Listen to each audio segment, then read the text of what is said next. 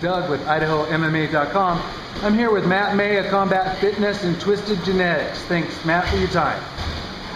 So, Matt, tell us a little bit about yourself and how you got started in kickboxing and mixed martial arts. I started training when I was like 15 in kickboxing, and fell in love with it. Again, I was in high school, had a bunch of buddies that I went to school with that brought me down to the gym, and went down there and started training and fell in love with it. It's the first sport that I did that I actually got into, that I actually loved doing. So now you started off in kickboxing. Yep. And now, what made you go to MMA? I just transitioned. I mean, I started off with kickboxing. I couldn't find enough fights, so I wanted to stay real busy, so I started boxing. And then a lot of the guys that I trained with were around the MMA stuff. They're like, "Oh, you should do this. Your hands are way above everybody's." And so I eventually did one, and now that's where everybody's going. So that's what I've been focusing on. So. Well, now you're going to be the main event at Raising the Cage 6 on December 5th at the Idaho Center, and we're a month out. Yeah. So what's your training like right now?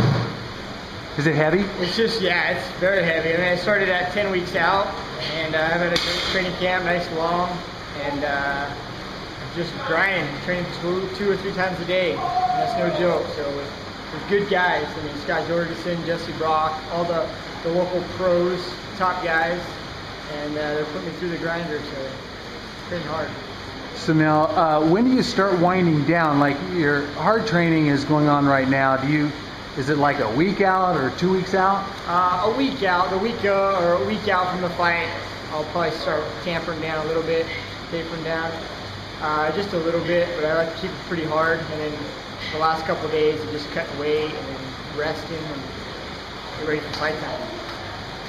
Well, I know that I've seen your opponent fight before, and I know that the fans around the valley have wanted to see you fight, and I think this is going to be a great matchup. It seems like it's going to be a great style fight.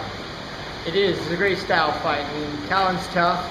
I got a lot of respect for him, and it's going to be a tough fight. And I'm training for a 3-round war, but it's going to be a good fight.